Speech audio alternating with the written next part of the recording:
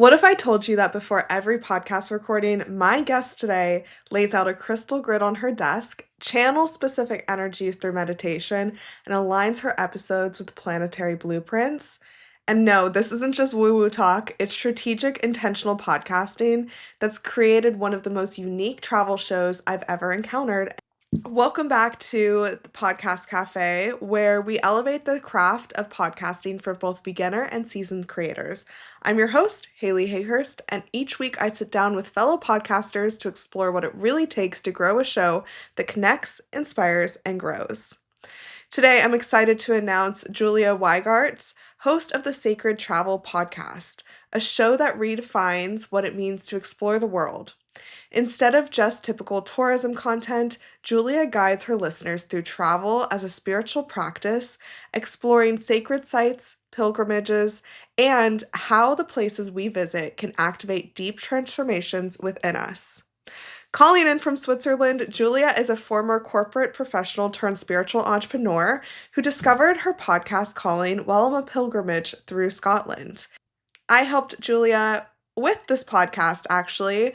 We did a strategy session because she wanted to grow the show. She had some questions about it, so she booked me for a strategy session. I loved working with her. I love the topic of this podcast, and I cannot wait for you to listen to hear how cool this podcast is. Enjoy! Welcome to the Podcast Cafe, where we're serving up everything you need to know about podcasting, from tips, stories, and strategies for podcasters from podcasters. I'm your host, Haley Hayhurst, the founder of Espresso Podcast Production, a full-service podcast agency helping business owners, creatives, and thought leaders launch and grow their shows. Whether you're just starting out or want to take your podcast to the next level, this is the place for you. Each week, we'll dive into practical tips, actionable strategies, and of course, stories from other podcasters so that you can build up a podcast that you love and that works for your business. So, grab your coffee, get comfortable, and let's get started. Welcome to the Podcast Cafe. Hey Julia, thank you so much for joining me in the Podcast Cafe. I am so excited to be talking with you today. Hi Haley, hi everybody who's listening and watching. I am super excited for this too. Thanks for having me. Of course. So we worked together last year and that was so much fun. And your podcast is so unique and interesting. And I loved working with you and listening to the show and just continuing to follow the journey you're on. So we're going to be talking about all of that today. But before we do that, I'd love it, since we're in the Podcast Cafe, if you could tell us what your go-to coffee order is. Oh, my go-to coffee order is oat milk cappuccino. Oh, yum. I love that. And tell everyone where you're located too, so they know. Yeah, I am tuning in from Switzerland. That's where I'm based. Very cool, very cool. I always think of like hot chocolate when I think of Switzerland, but how's the coffee there? Totally. And you know what we have? There is a very specific chocolate that is actually a malt chocolate. And it's very yummy. Yeah, very nourishing. So when you're on the skiing slopes, like going into the chalet, that's another, like, not go-to coffee, but go-to chocolate that I love. Yum. Okay, I love that. Very cool. Okay, so you are the host of an incredible podcast. Why don't you just start off by telling us about it, first of all, and then when you decided it needed to be out into the world? Yeah, thank you. So my baby is called the Sacred Travel Podcast. So it's actually all about travel, but from, I would say, a very specific lens. It's all through like, how can we approach traveling? How can we approach places, even see the places that we live, our home, through an energetic lens and really connect on a deeper level. And when it comes to travel, maybe leaving out the tourism part a little bit, but really like connect beyond culture, more for, I wouldn't say like transformation or even like growth, self-growth, spiritual growth. So I also often use the word pilgrimage, for example. Yeah, so that's what it's about. And I do solo episodes. I talk about my travels, but I also have a lot of guests with like super interesting topics because I feel there's so many places. And of course, some people can travel, others cannot, and it's just a great way to connect with places of the world through that perspective. Yeah. Have you been a lifelong traveler? I yes, I would say yes, definitely. I mean, I'm a Sagittarius sun, and I always feel like travel is so ingrained, like it really flows through my blood, and I get nervous when I'm too long like at home, haven't traveled, or even like too long, staying at home. Now that we're recording this, it's winter time, and we get a lot of fog here, which makes me like naturally stay indoors. But like I get claustrophobic, and I really need to go outside to get some fresh air. Yeah. Yeah. And so when did you decide that this podcast needed to be out into the world? Yeah, I love that question, because also that was really one thing that I realized how, and I'm going to use my language a little bit, so tell me Oh, if please. you are not understanding or if you want me to rephrase it a little bit, how actually land and landscape was initiating me into like deeper knowing of my purpose or what I was going to here to bring in the world. And I want to say like I was in corporate for over 20 years, and not so long ago, so it's maybe 3 years ago that I was let go in the end. And then I decided, okay, I'll I'll focus on yeah, what my purpose is. And so it's been like retrospectively that I understood, even when I was a kid, or even when I didn't really have that conscious lensing, that it was places that really activated me. So whenever I would travel somewhere, something would happen like in a real tangible 3D situation, but it would only be after that I would really understand like what that was, or kind of like a soul memory or remembrance of maybe a past life or a situation that was surfacing, and why that would surface, because the land activated that within my cellular memory. Hmm. And it was I didn't even think about a podcast. I used to play theater from like age 5 onwards, and I always loved stages. I loved talking to people. I had lots of fun. I felt that there was a reciprocity, and you could touch people's hearts in a different way. And I loved traveling. And then I was on a retreat, actually on a pilgrimage on the Isle of Iona in Scotland, which is very significant like for the story overall, because when you tune into the energies and when you are there, it really feels like that womb space. And because it's the island like in the ocean, and it's a big birth portal, I want to say. So you really feel that you're like cradled in a womb space. And what is the womb space? Like it literally births ideas, creational power into a matter, into form. Hmm. And that is when I first received the idea of a podcast. And it wasn't something like super big, but it was more, I would say, like a natural knowing that arose within me, and was like, hey, why don't you do a podcast? And of course, then you have the mind chatters like, I don't know what to do. Like, I don't know how this works. And then I heard another voice and was like, okay, but you can learn it. And then I Mm. was starting conversations with people who were there. And so it turned out that actually the host, her partner, was supporting podcasters. And I just thought that that's a great synchronicity. So here you have Yeah. your here you have your first sign that it's a yes, like the universe is approving. And so I came back, and then it took me a full, kind of like a full 9 months pregnancy, actually. So the conception happened, and kind of like a full 9 months, until in March 23, so it's going to be 2 years this March, that it was birthed. Yeah. And yeah, ever since I've had so many great conversations, and I just love it. That's amazing. I love that. When you decided to start the podcast, were you just pulling from your past experiences for the episodes, or how did you plan? Because you've done so much travel, right? And you've had so many experiences. How'd you decide what goes first? As a solo entrepreneur, as a female entrepreneur who really learned to like lean into her intuitive side, but also like having that very corporate, I was working as a project and process manager, so Mm. I have a lot of structure like naturally within me. I feel this work comes much more intuitive for me. And whenever even I plan out my things, but even when I plan, I do a lot of swapping. I do a lot of changing because I feel into what are the energies of the seasons, of the cycles. I talk a lot about, nature connection, which just naturally also occurs with certain sacred sites that are present on the earth, maybe the pyramids or stone circles where certain maybe astronomical phenomena can be watched. So that is something that I weave in. And I always knew that I wanted to be both. So I want to have solo episodes and I also want to bring in the expertise of other people. And that is one thing that I guess I learned along the way, that it's, having these conversations, and even there, you can have a plan, but then when my intuition or just the conversation turns out naturally that it goes into a total different direction, I just follow that. And I think that's the beauty of like weaving the two together. Yeah.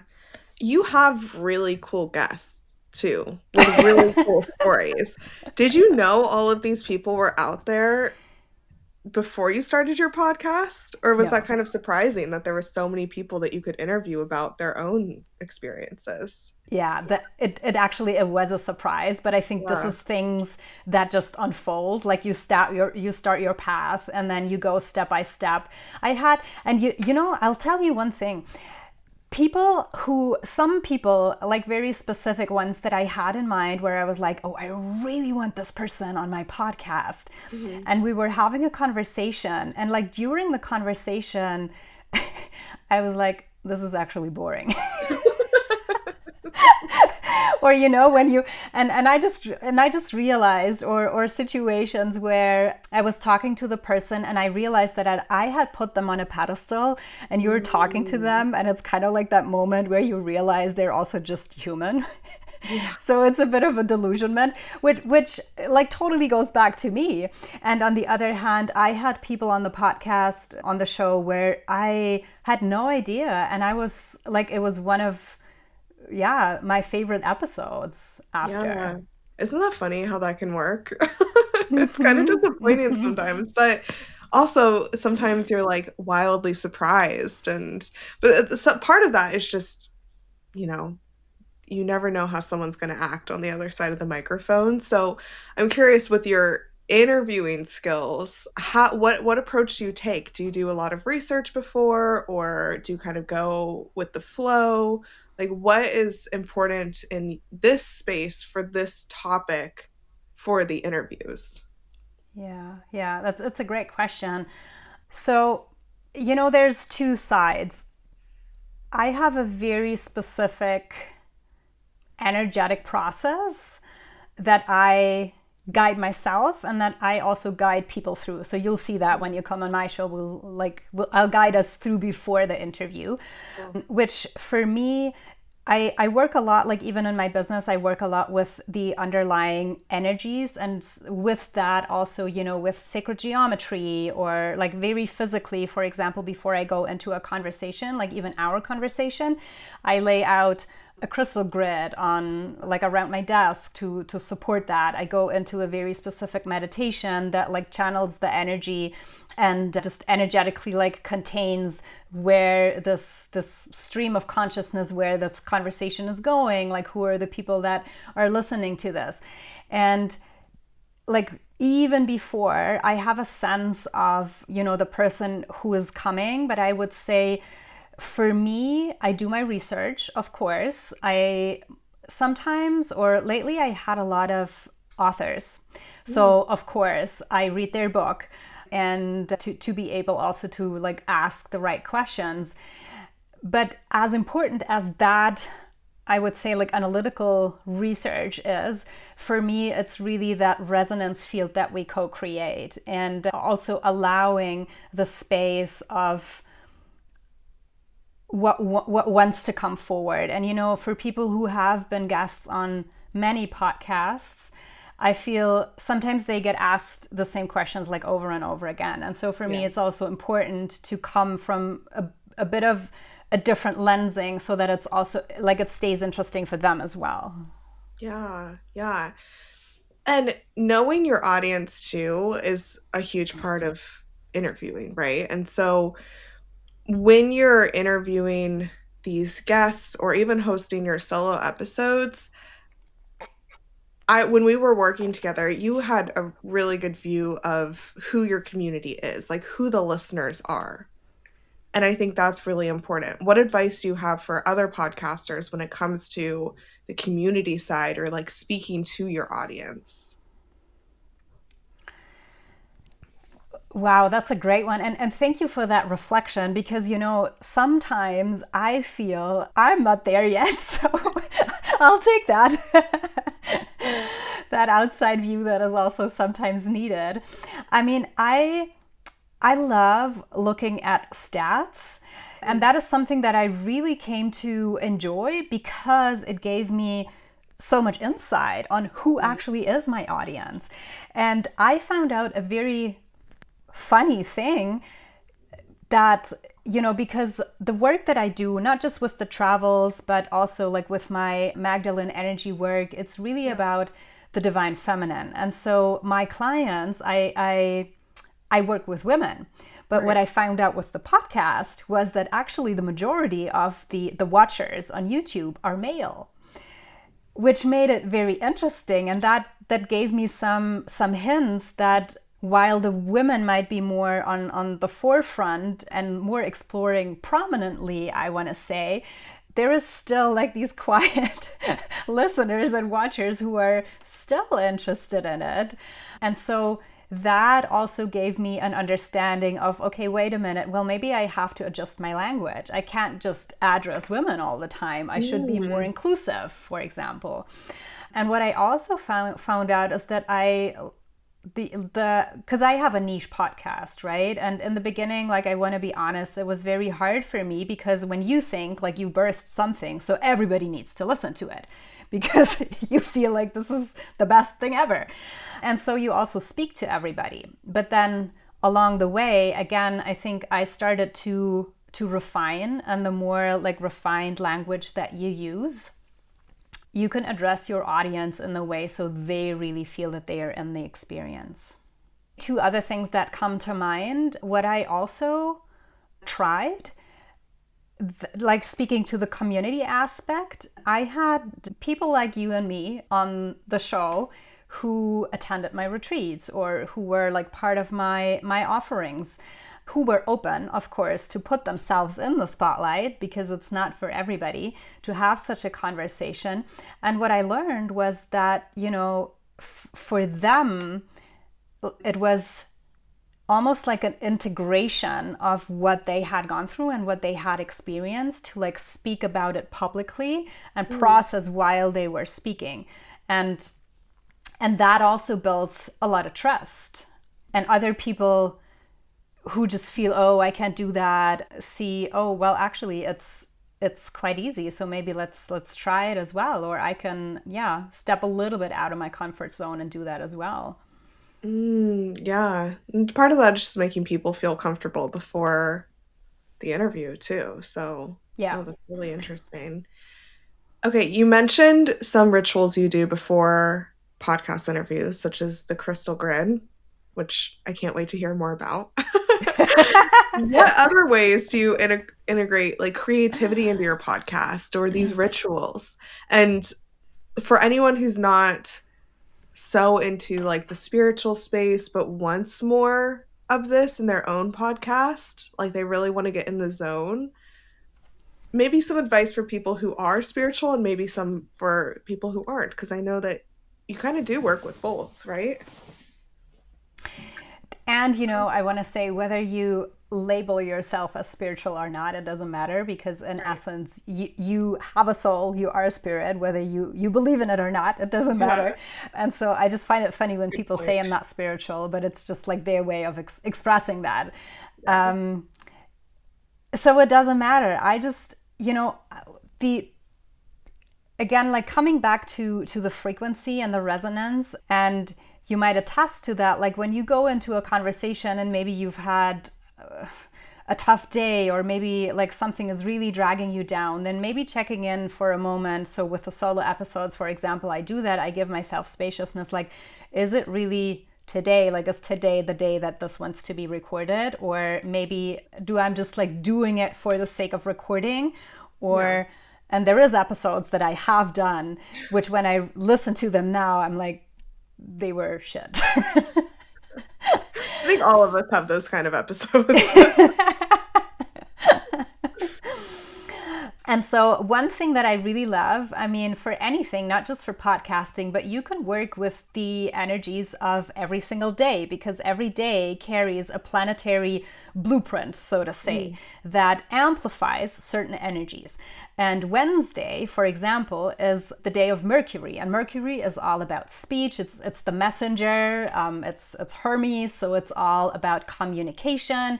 And so I try to record my episodes on a Wednesday, for example, just to like allow this energy to be brought forward. And yeah, just if you can like get yourself in a space shortly before recording so you feel really good, you feel uplifted, whether this is listening to a great piece of music, whether this is sitting in silence, anything that really makes you feel like uplifted. And then go into the conversation, or smile to yourself in the mirror and say, you've got this, I love you, you're doing a great job.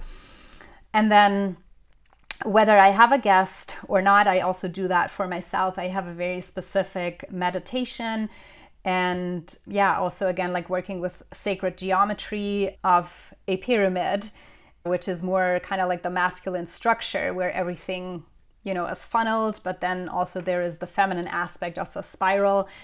And so yeah, inviting everybody to, if you wanna just try that out for yourself or find a template that works for you. But I have found that when doing that, and you know that it can be 5 seconds, it can be 5 minutes, so you create that ritual like however big or small you want it to be. Or it can be, I don't know, maybe lighting a candle on your desk, something like that. So you feel really good. And when I, for example, for me, where it's about places or it's about certain sites, I bring elements like physically onto my desk that are connecting me to that place. So when I record about, like, Egypt is a big one for me. And of course, I have the Ankh behind me all the time, but I would bring certain things that, like, I brought from Egypt, for example, and I place them. So it's also the energy that amplifies that. Yeah, I have like such a desire to go to Egypt. I need to make it there sometime soon. You host events too. Are you doing any events soon? Or Yes, I do. retreats? So this year I'll be having 3 pilgrimages. In May, there's one coming up that is dedicated to Mary Magdalene, where we traverse her. It's a mountain and like very sacred forest and springs in France. Then I have a priestess pilgrimage coming up in Crete and Egypt, November, December, end of the year. So you can join us on a temple Oh, tour. no, that's so cool. That's so cool. How many times have you been? It's gonna be my 6th time. Very cool. Very cool. Oh, you live such a cool life and have so many cool travel stories. We could do a whole episode just on that, but I have loved this conversation so far. I have some rapid fire questions for you, but before we get into those, is there anything else you want to share about your podcast or anything maybe we didn't talk about? Yeah, maybe. So we can. So another thing that maybe ties a bit into, you know, the community aspect, or also just like self improvement. And Mhm. this is actually something that I learned from you, is listen to your own episode. And as simple as it Mhm. sounds, and as stupid as it might feel while doing it, when you really, really do it, you can learn a lot from it, a lot. Mhm. So that was, you know, a thing that I hated you for it, but I loved you for it. So funny. It is, it Yeah. does. I struggle with it too, honestly. Like listening back, not when I'm editing, like listening again after. I'm like, oh my goodness. It's just like sometimes so awkward, but it is helpful. It is helpful, and at the same time, I mean, like tying it back to, you know, the travel again, but you can, actually doesn't really matter. So whatever, I guess, podcast you have, the way that I see it is also when I speak about it, specifically for me for the solo episodes, is usually when I do them, about experiences that I had. And it helps me to integrate, it helps me to process.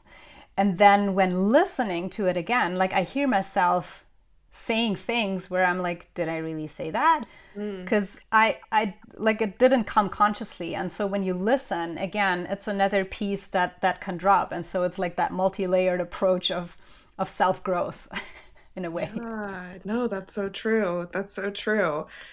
I know. I feel like sometimes my clients will like record, then I'll send it back to them and then they'll listen and they'll be like, I sound so smart. I'm like, you are smart. And sometimes it just takes hearing yourself saying it to realize that they're like, you did so good editing. And I'm like, I didn't do anything. Like, that was all you. And so that's usually why I'm like, listen, because I think you're really going to be impressed with what you hear. Yeah. No, I love Yeah. that. Thanks for sharing that. That's so fun. Okay, I have some rapid fire questions for you. Are you ready? Bring them on. Okay, so my first one is what's your favorite podcast streaming platform? Spotify. Yeah, me too. What are you doing when you listen to your podcasts? Like, are you on a walk? What are you doing? Driving in the car. Yes, yeah. Okay, as a podcast listener, do you have any listening pet peeves? Honestly, when I don't like something, I stop listening. So I guess I'm like pretty consistent with that. No, that's good. Is there anything specific that you're like, oh my gosh, I'm turning this off? I don't like shrieking voices, and I don't like when people are not authentic. Like when you can really feel that there is, for me, it's sometimes maybe like also when people are being like too salesy or when they're like putting themselves too much in the spotlight. God, yeah. Yeah. I also struggle when people are reading like I know scripting is a thing, but if it sounds too much like reading, I'm like, oh my goodness. This is interesting. So that's one of mine too. But okay. Do you have any favorite podcasts that you want to recommend? I do. Well, obviously, Podcast Cafe, I really like, I learned so much from that. Thank you. Thank you. Thank you, Haley. And I have one that I listen to quite a lot, and it's from Colin Boyd, and he's a coach, and it's a lot about, yeah, how can you improve yourself by giving better presentations, whether this is a podcast or a live performance. And I find it really inspiring and uplifting what he says. Very cool. I'm gonna have to check that out. I haven't heard of that one, but I do love a business podcast. So definitely I'm gonna listen to that. Okay. What is one thing you wish more people knew about podcasting? I think it's like I want to say know your why, because that's going to carry you through the ups and downs, and there is going to be downs as well. Yeah. Yeah. Knowing your why is so important in all aspects of life, right? My last question for you. I'm excited to hear your answer for this because podcasting had such like a pull to you, like that story you shared where you just had that calling, then everything just like lined up. So I'm curious, what has podcasting taught you about yourself? Oh my God, so much. The- this is a rapid fire question, right? So I had to give that a short answer. Take your time with it, no worries. I guess so for me, I was never afraid of speaking. Like I said, I was used to stages early on, but it was still like overcoming a fear of, well, what if this is not working? Well, what if nobody's listening? What if nobody likes it? And like very early on, my nephew, He's 9 now, so he was 7 like when I started it. And you know how, yeah, young kids like just randomly watch YouTube. And he didn't know that I was doing that, of course. And so he saw me like in a short, and he ran to my sister and he was like, Mom, look, this looks like Julia. And she laughed and she's like, well, this is Julia. It's so funny. And and he couldn't believe it because he thought that, yeah, like his aunt would be some celebrity or so. And now every time he's like, I'm always the first one liking, like I see it, I'm always liking. Does it help you? And he's so sweet. Oh my Like, goodness, I love that. Oh, that's adorable. I love that. yeah, and so like I said, like when you're really like willing to, go through the ups and downs, I guess it also like really taught me persistency and taught me to go through tough periods, but just like keep going, keep going, keep going. Yeah, it's a hard lesson, but it is important. Well, I loved this conversation. I also loved working with you. Is there anything you want to share about like our work that we did together? Absolutely. I mean, I can, yeah, just recommend it to everybody and anyone. Haley, that was so helpful. And I was actually thinking about it like before our conversation, and because I was like, well, what if she asks me what happened with the goals that I had and that I like strategically went into our working session. And in the end, I feel, like the figures that I put out there, where I wanted to be, where I am still not today, but it doesn't even matter because I learned so much along the way, and I learned so much about like what is important, what is not important, what do I focus on, and what can I just leave, and what is maybe for now, what is for maybe in 2 months from now, what is Mm-hmm. in a year from now. But it's really like that consistency, like showing up for yourself, showing up for your podcast as, yeah, a channel of your business, and also showing up for your audience, like no matter what happens. So there's a lot. And I still do like monthly, I have monthly reminders in my calendar where it says like check in with Haley's strategy recommendations. Oh, I love that. That's amazing. Well, you're doing so great. And I know we talked a lot about YouTube during our time together, and I've, yeah, seen you grow a lot over there. And it is always interesting with like the male audience, right? I have a lot of clients that have a large male audience on YouTube, and it's not like their target. And I think that's just something that like you adapted well with, like knowing the different words to say. And I think that all attributes to growth for sure. So thank you for sharing that. And yes, I absolutely loved our work together. Well, thank you. I loved it Yeah. too.